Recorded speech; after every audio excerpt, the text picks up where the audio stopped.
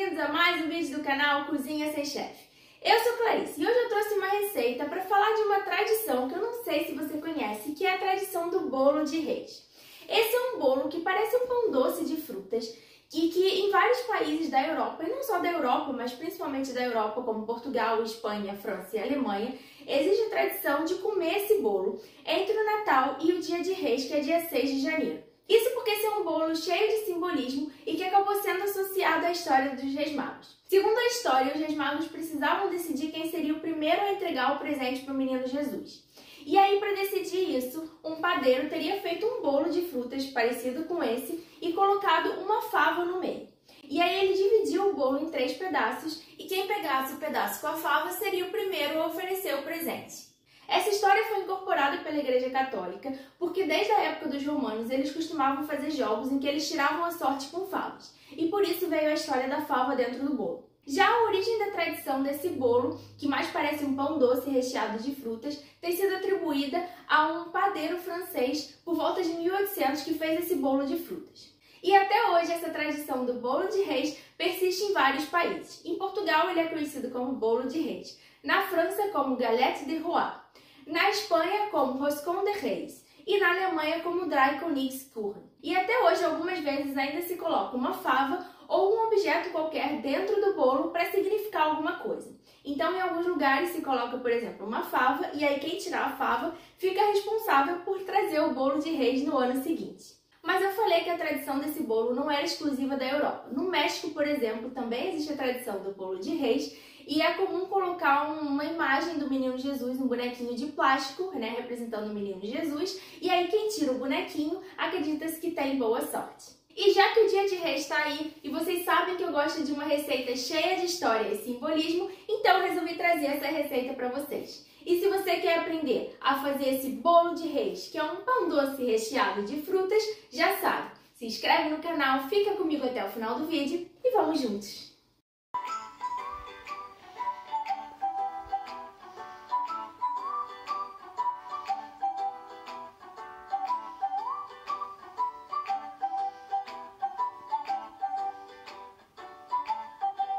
Hoje em dia, principalmente em lugares onde o bolo de reis não é tão tradicional, as pessoas acabam adaptando essa receita e fazem uma massa mais parecida com uma massa de bolo com frutas e colocam essa massa naquelas formas de bolo que tem o furo no meio.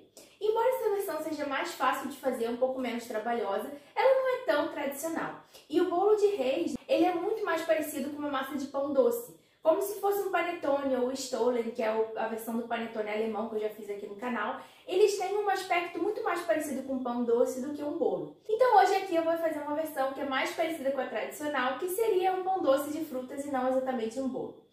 E aí quando a gente estiver fazendo a receita, talvez vocês percebam algumas semelhanças com a receita do stollen, que é o panetone alemão que eu já fiz aqui no canal. Se você não assistiu, vai lá assistir depois, que essa receita, apesar do Natal já ter passado, vale a pena em qualquer época do ano.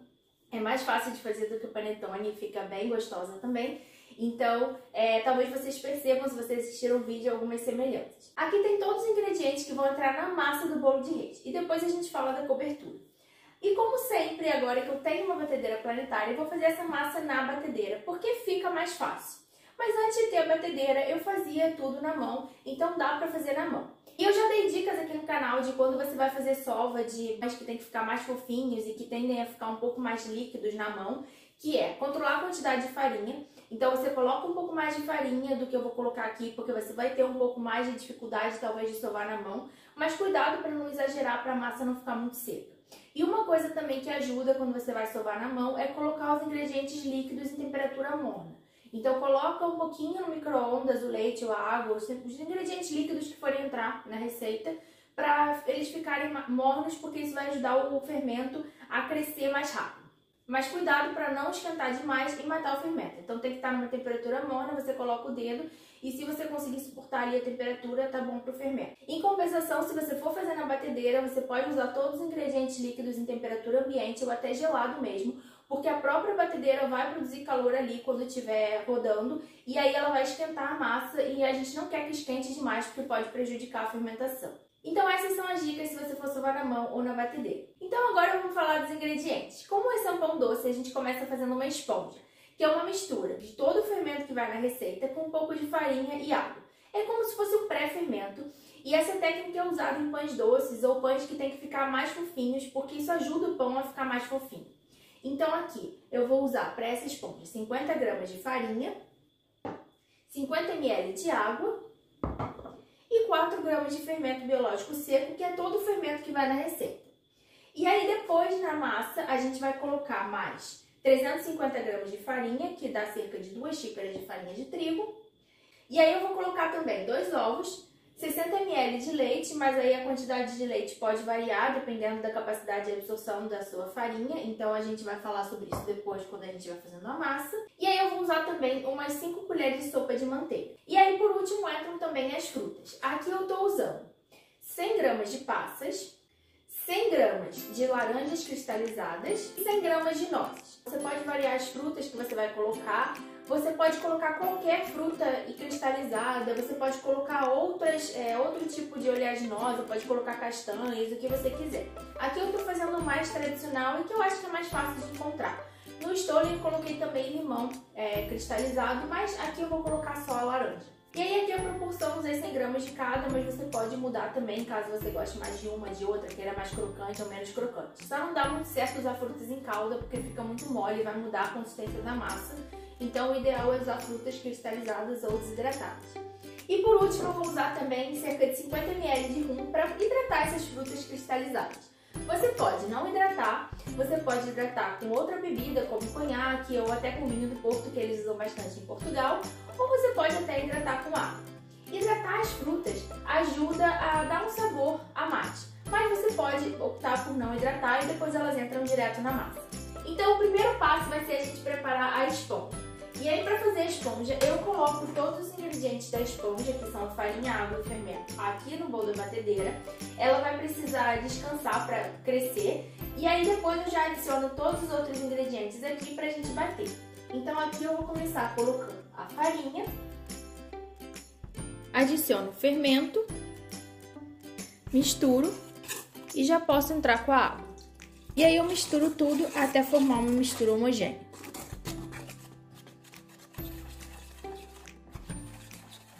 Agora a esponja precisa crescer por cerca de meia hora, então eu vou cobrir e vou deixar ela crescer. Ela vai dobrar de tamanho, vai formar como se fosse uma cúpula na superfície. Mas fica de olho porque esse tempo de fermentação varia de acordo com a temperatura do ambiente, então se estiver muito quente pode ser que seja mais rápido, se estiver frio pode ser que leve mais tempo. E se ela fermentar demais, ela vai começar a afundar no meio e aí o fermento vai perder um pouco a força depois. Enquanto a gente espera a esponja, eu vou aproveitar para colocar as frutas para hidratar. Então eu vou colocar aqui nessa tigela todas as frutas e vou colocar o rum e a gente vai deixar elas hidratando.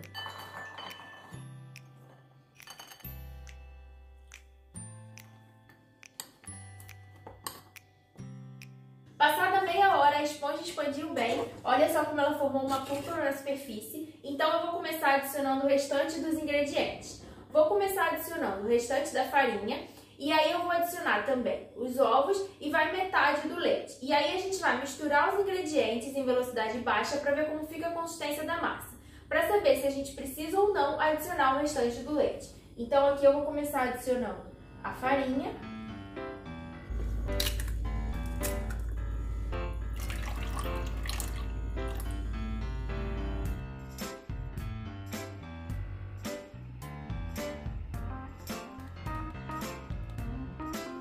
Depois de misturar os ingredientes, eu vejo que minha massa já ficou homogênea, já incorporou toda a farinha e ela tá um pouco grudenta.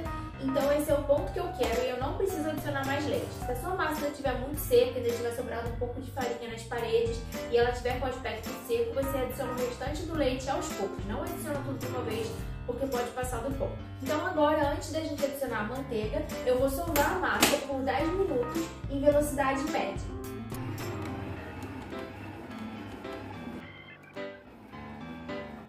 Depois de 10 minutos soltando a massa, eu vejo que ela já está bem mais homogênea e bem mais elástica. Então eu posso adicionar a manteiga.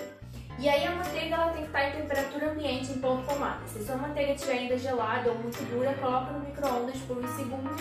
Cuidado para não derreter muito, é só para dar uma amolecida nela. Então eu vou colocar a manteiga aqui. E aí agora eu vou continuar sovando em velocidade média por mais 5 minutos.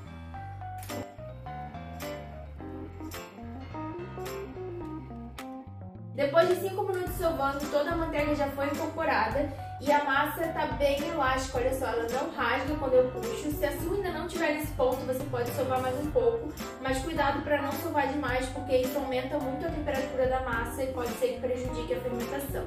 E agora é hora de adicionar as frutas. Eu não escorro porque eu coloquei uma quantidade de rum muito pequena, então praticamente tudo vai ser absorvido aqui pelas passas e pela laranja cristalizada, então eu coloco direto aqui. Se você achar que tem muito líquido nas suas frutas, você pode escorrer antes de adicionar a massa. Então eu vou colocar aqui. E aí agora eu ligo a batedeira de novo, só para as frutas se incorporarem à massa. Agora que todas as frutas estão bem incorporadas aqui à massa, eu vou formar uma bola. Vou voltar com a massa aqui pro bowl da batedeira mesmo. E aí eu vou cobrir a massa e deixar ela descansar. Ela vai descansar por 40 minutos a 1 hora, dependendo da temperatura ambiente. Ela não chega a dobrar de tamanho, mas ela vai crescer bastante. E aí depois a gente pode modelar o nosso pão em formato de rosca. O pão cresceu bastante, quase dobrou de tamanho. Então eu vou transferir para a bancada para a gente conseguir modelar naquele formato de rosca. Para facilitar a modelagem, eu polvilho a bancada com um pouco de farinha, coloco assim e vou apertando para tirar um pouco do excesso de bolhas do pão. Agora a gente vai quase que formar uma bola de novo com a massa, dobrando assim as pontas da massa até o meio. Agora a gente vai virar a massa e ajustando ela para fazer uma bola. Agora, quando a superfície estiver assim lisa, eu vou fazer um furo no meio usando os 2 dedos. E aí a gente vai abrindo assim a massa, tentando deixar sempre o anel com a espessura mais homogênea possível. E eu deixo um furo grande no meio, porque a massa vai crescer no forno, então esse furo vai diminuir. Agora que eu já modelei o pão, eu vou transferir aqui para essa assadeira que eu coloquei em papel manteiga. E aí eu vou aproveitar para ajustar aqui a espessura do pão e deixar ele mais redondinho. E essa também é a assadeira onde o pão vai descansar mais uma vez e a assadeira onde ele vai ao forno. Mas antes vamos falar sobre as frutas que vão por cima do pão. Você pode usar as frutas que você quiser. Aqui eu estou usando cereja. Essa cereja é como se fosse uma cereja em calda, então é a única fruta assim que dá certo você usar em calda porque ela não fica tão molhada.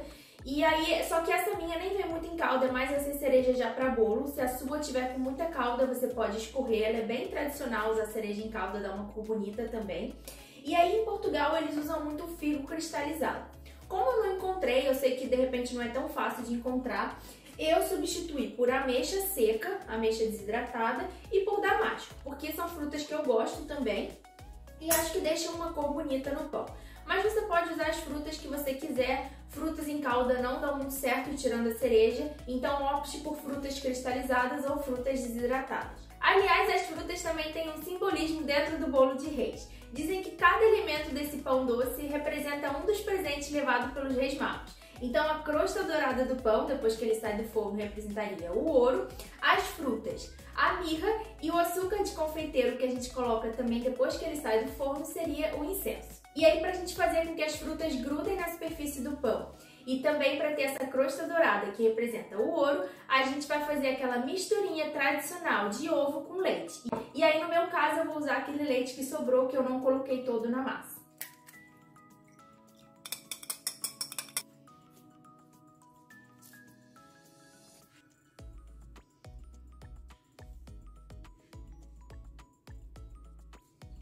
E agora eu vou cobrir e deixar o pão crescer mais uma vez por cerca de 40 minutos, pode ser um pouco mais, um pouco menos, dependendo da temperatura ambiente. E aí uns 20 minutos antes de dar o tempo, eu já posso pré-aquecer o forno a 180 graus.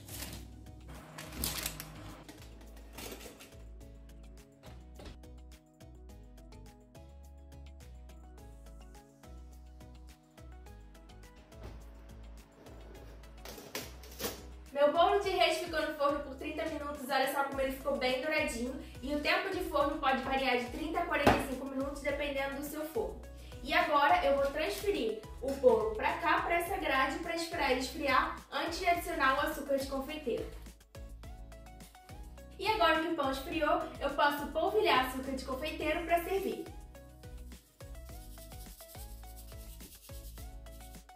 E assim tá pronto o nosso bolo de reis ou pão doce de frutas maravilhoso!